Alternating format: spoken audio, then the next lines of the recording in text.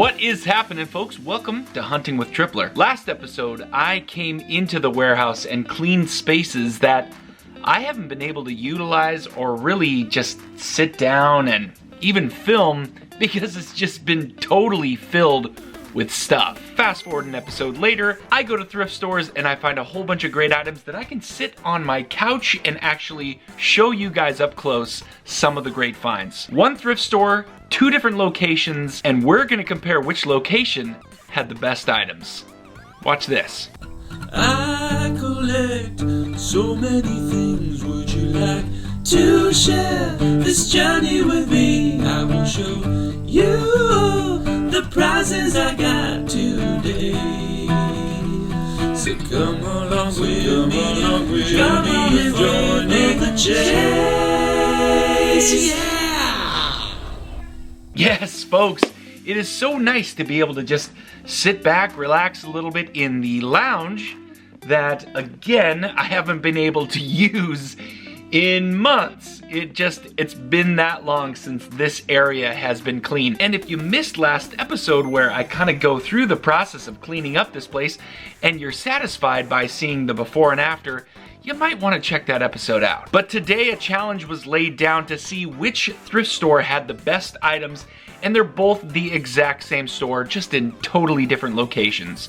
We went to San Pedro and we went to Long Beach, and I found some pretty awesome items in both spots. Now the second location, unfortunately, my camera died, which you guys know happens all too often. So if you like thrifted items and you like really unique stuff, you are definitely going to like this. And by the way, I picked up a lot of shoes.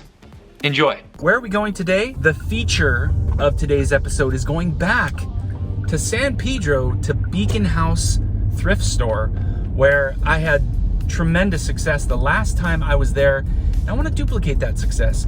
On the way there are a couple of different thrift stores, but one in particular I know I can stop at because one, it's open, and two, they usually have maybe something there. Salvation Army. I go there from time to time, and modest success means there's a reason to go back.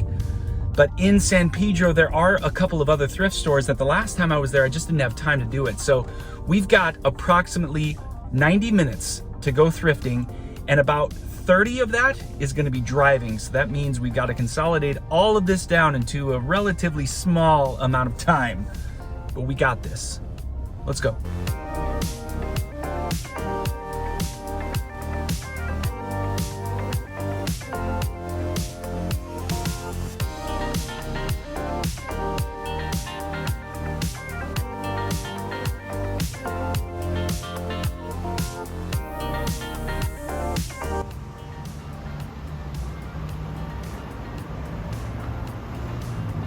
No. Well, I guess with that place closed, we're going straight to Beacon House. Nothing we can do about that.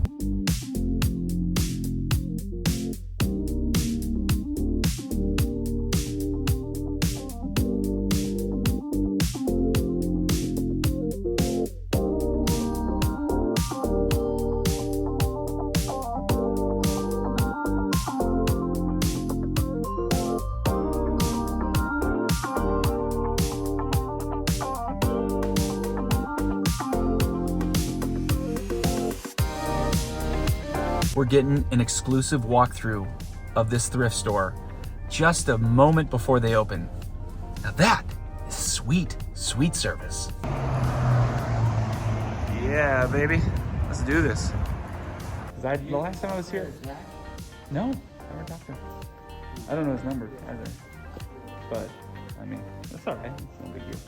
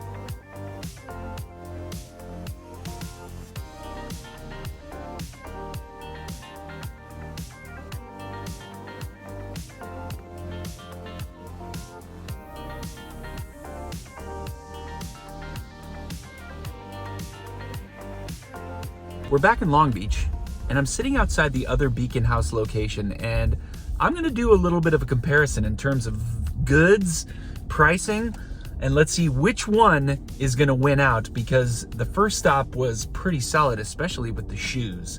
So I'm confident we're gonna find something decent here.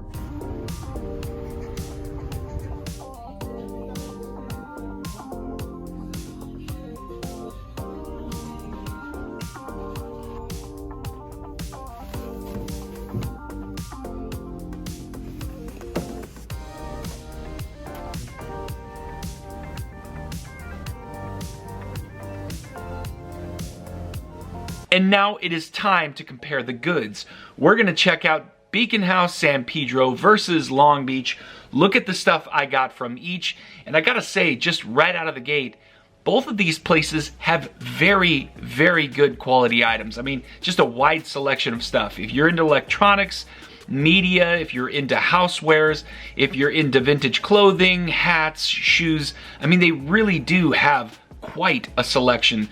So whether you're in one facility or the other, you're probably gonna walk away feeling pretty good about having gone in the first place. So let's break down San Pedro first. It started off kind of slow. I went over to the media and I found a couple of items that may or may not have been worth too much, but out of the corner of my eye, I spot this Hippo branded golf cart that's still in the box, and it's totally wrapped up. They wanted $10 for this, plus I got a 25% discount on that. And guess what? This thing is selling for $45 to $50 plus shipping. Something like this that's already prepackaged. All I've got to do is literally slap a label on this. Yes, it probably helps to put a cover on this, but I don't have to do anything else. And by the way, folks, if you're a reseller who watches my content and you don't have golf clubs or golf accessories as a part of your reselling business, you're definitely missing out on easy money. And sticking with the golf theme, I found these DNA FootJoy golf shoes,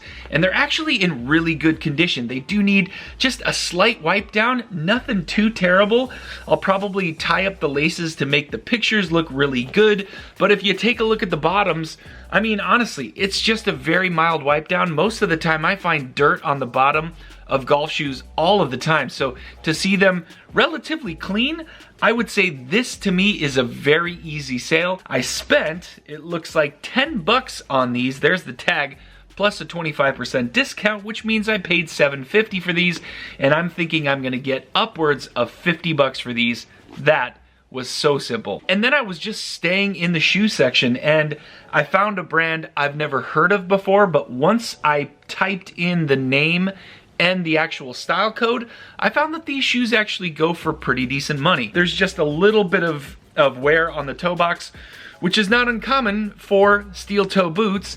These are Mount Emmy. I mean, people love work boots, and this is the kind of style of work boot that would go for good money. And if you take a look at the bottom, does need a fairly decent wipe down, but for the most part, the tread looks really good, and that's really, at the end of the day, what I care about the most. And then I was walking by, and I sort of saw Timberland logos right here, and I was gonna pass them by because I have been so hit or miss with Timberlands. These are the mock toe Timberlands, and I was pleasantly surprised with what I saw. I think that I should be able to sell these probably around the 60 to 80 range. They look really good, the bottoms look really fantastic, and I only paid, I think, $10 or $12 for these. I think they'll sell pretty quick. Then he decided to just throw this at me. He's like, hey, do you want this thing? And I was kind of saying to myself, I don't know. I did decide to scan it. He wanted 13 bucks for this on the sticker, but he offered it to me for $4.99. And I think that's a fairly decent price, but I'm not sure this is really the most collectible item for the Star Wars, considering Star Wars makes just about everything, including waffle makers. This one was just too good to pass up. This Tony Stewart racing t-shirt, and it's got the print on the front, the print on the back. This is not vintage. I believe this is 2003 or 2009. It is really, really hard to tell. I think it might be 2009. Either way, the graphic is just so fantastic on this one. Unfortunately, it's a medium, and I knew that when I was buying it, but I just couldn't pass it up. I mean, you want that little for a t-shirt like this. I think I can get about 30 bucks for a t-shirt in this condition. It smells actually like it was just put in the wash, and I wouldn't be surprised if a viewer out there decides to hit me up for something like this, because I think these are the kinds of t-shirts that are, you know, fairly desirable. There was no major home run hitter there, but that's okay. That happens all the time. Until he says, hey, do you like poker chips? I'm already walking out the door with the stuff in my hands, and I'm like, well, not really. And he's like, do you play poker? And I was like, no, I don't really gamble at all. He's like, all right, well, I have these poker chips. And then I was like, all right, let me just see them. You guys didn't see this on camera. It is heavy as can be. I would guess this weighs close to 40 pounds. Completely new. Not a single one had been broken. There's just a myriad of different types of poker chips I know that are out there. But then I looked up this right here. Maybe this will zoom in, maybe. So I decided to look up this, the World Series of poker chips, and I found that a used set can go for around 150 to 200 bucks. This is totally brand new. Granted, the box is a little bit worn, or the case rather, but every single one is sealed in the package. And they all have, you know, the World Series of Poker written on it. All of the cards are still completely sealed. I'm thinking this might be 200 bucks, and that, my friends, made it totally worth it. I mean, it could be a little bit more than that, but I do have to do more research. But that is a home run, and he sold it to me for 50 bucks. So that concluded our efforts at the San Pedro office, and now I'm gonna show you exactly what I picked up in Long Beach. Now keep in mind, the Long Beach facility, I ended up losing batteries on my camera, which is not uncommon, it happens all the time, but I did come away with just a few items that just totally made it worth it. And in general, an item that most of you guys would totally pass up on. So I saw this sitting loose. It's just a mouse, and I do buy USB mice all the time because they usually sell pretty well. I mean, Logitech is a pretty good brand. It seems weird to me to say mice because I don't know the plural form of the actual physical mouse. But either way, the brand is Contour. Now this brand does make a lot of really high quality mice and different variations, and over time they've gotten a little bit nicer. But I looked up this particular model and it was selling for really good money. And then after I found it and looked it up, then I noticed there were 3 boxes of the exact same one. They only wanted $5.99 a piece for these. Here are the couple of new ones. Here is another one of the used ones. As I saw the boxes and as I'm looking them over, I'm thinking to myself, this is a nice score here. But the brand itself is something that I was kind of keying into. And then I found this. This is also the same brand. This is Contour, and it is completely new in the package. This is the Roller Mouse Pro. This also goes for really good money. This is crazy that I'm seeing these just kind of chilling there, sitting in the wild, no big deal. These have probably been sitting there for a week. And then this was the last one that I found as well. This again, Contour, the Roller Mouse Free 2. But look at how cool this is. This is like a speaker system with some pads. I mean, I was looking at this going, wow, this is a crazy accessory for just a keyboard. It's a great brand, really great quality product. Look out for the brand Contour because everything right here ended up being worth really fantastic money. But folks, the last item I found as I was walking out the door, I didn't even see it when I walked in, were these. These, my friends, are foam posits. Yes, many of you know exactly what these are, and these are in so nice condition. They look like they've never been worn. Okay, I'll let you see the bottom. It did come with the box, but not the top of the box. I think I could get a replacement top because having the box makes it totally worth more. I got these for 75 bucks, and I paid that because I'm thinking, based on the size, it's a size 10. Based on this, I think I can get around 175 bucks for this, and I think it's gonna sell like right away. These are incredibly desirable. They're in really, really good condition. I have most of the box here. I either leave this and someone else is definitely gonna get this, or I take the chance, spend the $75, and know that there's definitely gonna be margin there, but how much are you gonna make? So you guys saw the rolling total at the bottom for both of these. So let's do a comparison. Here's Beacon House number 1 in San Pedro. This is the total value of everything I got there. And here is Beacon House number 2, and here's the total value of everything I got there. And now you can see side by side, I don't know which one ended up being better. They're so close, and it's a little bit subjective. Maybe I need to sell a few of these items first to be able to say which one truly is the master of their inventory. And these are 2 hidden secrets down here in Long Beach, California and San Pedro. So if you're in the area, if you like thrifting, you definitely have to check out Beacon House. And folks, that was today's episode.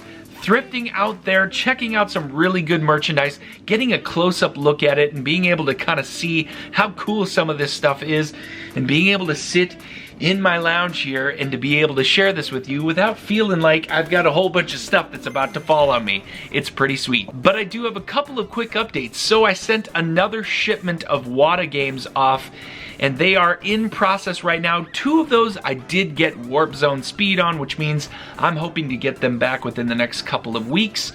I do have 1 original shipment that's still there. Not sure when I'm gonna get that one back. And then of course with this recent shipment I did have, I think, 9 other games that are just going to get the speed run, which I think is supposed to be a 35-day service, but again, I have no idea. So much like my PSA submission, I'm not sure when I'll see these. But folks, of course, I do appreciate you taking the time and watching today's episode. If there's anything in here that you're interested in, of course, you can always reach out to me. Instagram is probably my preferred way for you to reach out to me. I do see that people have been messaging me on Facebook, and just yesterday, for the first time, I went on and saw I had like 6 or 7 messages, and some of which were trade deals, and I think I missed an opportunity there, which is a true bummer. But we've had a lot of great sales, and this Friday's episode, we continue our pursuit to 60,000. Thanks again for watching, and I will see you Friday. Take care.